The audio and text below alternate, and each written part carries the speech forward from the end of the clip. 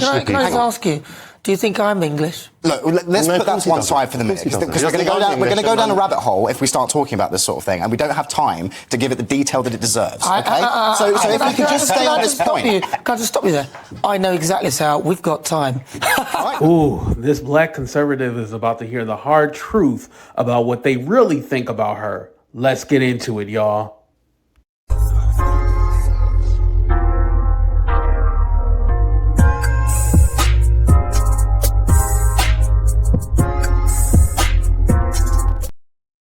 What's up, everybody? It's your boy AT2. Hit that like button, subscribe to the channel. We're going to go ahead and get into this clip. Mind you, I'm not an expert over on the UK and how they do things, but, when you talk to a few of them, like, they go like, oh, we don't have racism. And you be like, now, there's no racism over there.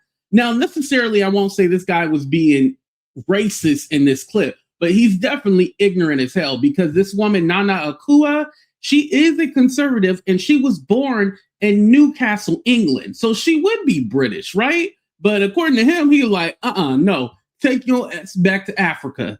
Here we go, you guys. Let's get into this clip. If you want to go down this route, then I'm happy to do so, because it's just a question. But it is an important issue about what it means to be British. What does it mean to be English. British then? Okay. Well, I mean, we have made it very clear, Restore Britain have made it very clear that our position is that Britishness is not just defined by having a British passport. It is not just defined by believing in a set of abstract corporate-style values like democracy and the rule of law. What is it defined by? Well, let me finish. So the position is defined by, not what it is. The position of every mainstream party, from Reform UK right the way through to the Greens, is that Britishness is defined by having a passport or believing in democracy, right? In our view, that is an absolutely ridiculous definition, because Britain and the constituent nations that make this country up, England, Scotland, Wales, and Northern Ireland, are ancient peoples. These are ancient nations that have existed continuously for over 1,000 years. Yeah. And so there is a difference. There is a difference. So am I British? There is a difference between somebody... Am I British? No, I'm going to get to that. I was born in Newcastle. I'm a Geordie. Am I British? Well, look, you're born in Britain, and all the rest of it. So in that sense, yes, you are British. So but which bit of me isn't then? Well, there is obviously a spectrum, because... Notice he said, you're not ancient. The ancient people. That's what he's talking about. Like, no, I'm talking about the white people. That's what he means by ancient people, right? There is a difference between somebody who has come here in the last 5 years and got themselves a passport, and somebody like me, whose family has been in this country. She was born in 71 in Newcastle again. So I know in the UK they have an immigration problem like we have here in America, but he's evading her question by going around in circles. Notice that, right? Country, literally for thousands of years. Okay, there is a difference there, and this is an important difference. Have you heard of Cheddar Man? Yes. Cheddar Man, turns out that he may well have been black and was here. Oh, I think that's... No. So it hasn't been fully. And apparently he was the first person in this country, and he was potentially black. In fact, if it is true that mankind came from Africa, then you come from Africa.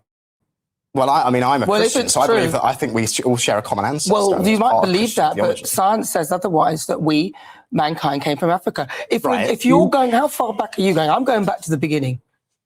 For what? Well, mankind. For mankind? Well, if they're saying the creation of mankind, and mankind came from Africa, then you're from Africa. Your heritage all the way further back. Well, if the out of Africa theory is correct, then yes, but that doesn't that doesn't make me African now. Well, it means that there's a piece of you that is, which means you're not British. Yeah, but that's not what I'm saying. I'm not saying it's because I'm just black, isn't it? Oh, come on. I think he's not. But you don't think she's English. You don't think I'm English. No. Hang on. So let's just get to the bottom of this very quickly. This is really important. No, it's because you black. Yeah. Because he's like, no. Then what other? She was born in Newcastle. That's in England. That's not here in America. That's in England. So I don't understand it. I don't get it. I mean, trust me, we understand it. But in the context of this conversation, where are you getting at? What are you saying? Notice how he's speaking in circles and not answering the question directly, even with a like, well, yeah, but, it's like a but in there to like diminish who she is. Yes, right. If you could. If I was born in China, that wouldn't make me Chinese, because Chinese, and well, I mean, there are many ethnicities contained within the category of Chinese, but it is fundamentally an ethnic identity. It's not a civic identity. And in the same way, if his nationality would be Chinese because he was born in China. Just because you're born in England doesn't make you English. I'm sorry, but I think it's a fair point for Nana to ask about. If you're going to have that policy, great, but how far back are you? One generation. Listen, come on, let me just talk. Come on. If I had English grandparents, but I wouldn't have to go back that far. Come on. Are you defining how far back? If you have an English parent, then you are. If you have two English parents, then you're English. If you have one English parent, then you're half English. So you're saying that Nana's children, So are my children? They're mixed race. Now this is where it gets. No. This gets a bit tricky because they're mixed race. I was born in this country. Mm-hmm. They're mixed race, so they're not white, but my partners were English. But I don't know how far back they're English. They're half English. Yeah, but what if before then the thing was the dad was Irish? Well, then they'd be half Irish, wouldn't they? Yeah, but they wouldn't. They'd be a quarter. No, they'd be a quarter. Well, so if your partner's parents, one of them was Irish. You said it's a generation, isn't it? So if one of them was Irish and one of them was English, that means your partner is half English and half Irish. That would mean that your children are 1/4 English and 1/4 Irish. This is not illustrating the ludicrousness of this debate. But it's not, because everything that I've just said is factual. Listen, it's not nationality or where you were born. It's a whole race thing, and he's evading actually just saying it. And here's the thing: we would respect you more if you just said it. Yeah, because you are black, I do not think that you are British. You don't look like me. You're not white. You're not this. You're not that. Just be honest about it. And she's laughing at it. I like the way she's handling it. She's laughing at it because she knows that she's making the point. And she is right. Life started in Africa. So technically we're all African, right? Now pause. I know some people are like, wait, hold on. Not everybody.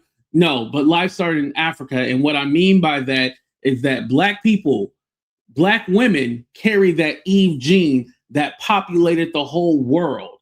And black people migrated into different areas. Everybody comes from us. That's what she was getting at. I'm sure that plenty of people listening at home will understand what it is that I'm getting at here, because these are real things. I don't get it. I'm not at home. I'm here right next to you. Human beings are not just a grey, homogenous mass. There are differences between different groups of people who come from different places. The English, for example, are an ethnic group. They are a historic ethnic group. And by the way, who has a right to exist. So now you're using history, but when we said it was history, then you went one generation back. I've gone to the beginning. I've gone to the beginning, which would be that science suggests that mankind was born in Africa and made in Africa, and it spread out to all the different whatevers. And now I'm saying, well, if you go that far back, then you have African. You're African. A lot of things happen. What you're talking about is being white, basically. No, I'm not going to let you say that. White English. You can say white English. White English might be but ethnicity. White has nothing to do with English is coming from England. I come from me. Well, born here, growing up here, the only place we've ever known. So if I was born in China, would I come from China? If you were born in China, you spent your whole life in China, you spoke Chinese, you integrated perfectly into society. I see no reason why you couldn't be Chinese. Well, you are racializing it. Come on. You just oppose it. No, I'm sorry, you just oppose me. No, I'm not. I'll tell you why. Hang on, let Chris tell. Why is he being unfair? I think where I agree with your point is that I do think it is more than being handed a passport that gives you your nationality. I do think that is more. But when Nana asked about her children, you didn't bring in ethnicity into them being English. You said, okay, they're half English. You didn't say, well, actually, no, their skin tone would change that. So I don't think it's fair for you to bring in saying that he's racializing it. Of course, because he just racialized it in China. Because the only difference between... Yeah, but also, too, because her children are mixed. Oh, yeah. They're English. But for her, who was born in England, she's not considered English. If he lived his whole life in China, spoke Chinese, never knew any other place, why couldn't he be? He says it's a ludicrous idea that he couldn't be Chinese. Why? Because he doesn't look like other Chinese people. The reason why is because I don't believe that the Chinese would accept me as one of their own. Why? Well, but English people... But that's because not of their the culture. point. That's not what whether you believe they'll accept you or not isn't the point. Well, that does matter, though. No. Because if a people doesn't accept you as on their own, you can't call yourself part of that people. That because I'm black, people won't accept me? No, I'm not going down that route with you. No, because apparently English people are white and all this. I haven't said that. I haven't said that. Well, then why are you using the Chinese analogy then? With you being Chinese, if you didn't look Chinese, are you now saying that you couldn't be Chinese if you were born in China? That's what I'm asking you. The reason that I brought the Chinese point in is because nobody would deny that Chinese is an ethnicity. It is a group that exists, right? And if I was born in China as an Englishman, that wouldn't make me Chinese. Just as if somebody who is Chinese was born in England. So you say that English is an ethnicity, but then why can't Nana be English? So why can't I be English? I'm not English. If you were saying something about race, then why can't the two of us be English? Because you've already said that you're from Eastern. Your family. My great grandparents. I was born here. Okay. My grandmother was born here. My great great grandparents. Was your dad born here? Because I think you might be English according to Charlie. Was your dad English? Because if he was, then I think you might be English according to his. My father was born in Poland. Okay. So neither my Polish. Well, I mean, yes. According to your definition. Well, if you asked your dad, what would he wouldn't say he was Polish at all. Well, despite the fact that he was born in Poland. Well, he was born in Poland. He was born in Poland. Well, I mean, if you can go back down that rabbit hole if you want. If my grandparents were Holocaust survivors, they didn't exactly feel very welcome in Poland at the end of the war. So Polish identity wasn't a thing that my father had and that I inherited.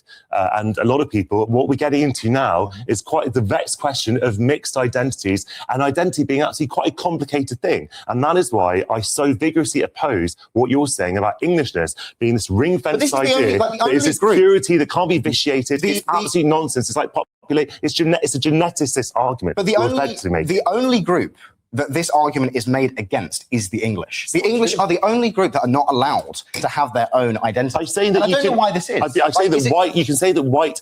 See, and they feel like, oh, you're taking away from our identity. You know, like we can't have nothing for ourselves, and it's all like. You practically have everything. I don't know what you mean. Like, you know, like the English, the whites, if we want to be clear about it, still have power in that country over in the UK. So no one's coming and taking over and, you know, you're not being thrown out or kicked out or enslaved. Like you're still fine. Like you're going to be okay. I promise you. Everything's going to be fine. The problem that white is nothing, John. White English can be an ethnicity. White English can be an ethnicity. White is nothing. Well, because then in that case, what is the difference between the two of us and you? And I do have white skin, by the way, but you say I'm not English. So why? Because it's an ethnicity. Okay, so why can't I be part of the ethnicity? Because it's about I just told you my great grandparents are born there, so why can't I be part of the ethnicity? Well, here's the thing: ethnicity and nationality can both coincide with each other. Like. They can also be separate, but also they can go hand in hand with each other. Just like if you want to use China, for example, Chinese is an ethnicity, but also is a nationality too. So again, and then when we talk about race, that's when we get to phenotype, skin color, and that kind of stuff, which a Chinese person would be considered Asian. So there you have it. I think the problem here is that the argument sort of, it's like a loop, because when you get to try and get to the minutiae of it, it then doesn't make sense. And then it doesn't kind of work. But the thing is, these are not black and white categories. No. You're making it. When you did the Chinese analogy, I'm sorry, that's when your whole sort of philosophy fell apart. But let's bring in my panel in Washington, political strategist Matthew Hurt, and also Washington. So I'm going to go ahead and end it right here. But I just thought it was very interesting, like this whole conversation, because this relates to America. We can have the conversation about immigration. You know, did it get out of control? Did it get out of hand? There's no such thing as an open border. I want to be clear on that. The border isn't open. But, you know, as far as immigration slowing it down and vetting and all that stuff, okay, there's an argument for that, right? But also, too, we cannot deny that the reason why they want to get them up out of this country in America is because they want to make sure that they preserve a white country. They want to make sure that the majority is still white, because in 2050, America will be a majority minority country. So with that being said, they're trying to slow that process down as much as possible, because again, We don't see a whole bunch of white people being rounded up and taken out and out their car and beaten and stuff like that. Now, they specifically don't really target those people, but they target the black and brown. We see Haitians, Mexicans, Cubans thought they were safe. Nope, Cubans aren't safe anymore. So this is particularly why I found this conversation interesting, because we have black conservatives over here, and no matter what they do say, they're going to realize, like, oh, at the end of the day, you still an other. You still black. They don't give a damn about how much you assimilate into culture. And this woman obviously assimilated into British culture, just like I would say a Candace Owens. But I would more compare her to a Harris Faulkner, the Fox News host. She's more like her. But, you know, even with that being said, they got white spouses, mixed children, but still yet, you will never be one of us.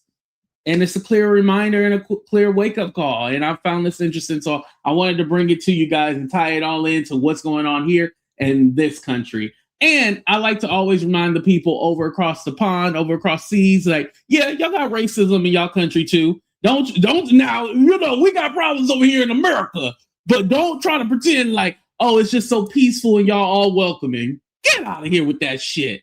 But hit that like button, subscribe to the channel. I appreciate y'all for being here. I love y'all for watching, and come back for more.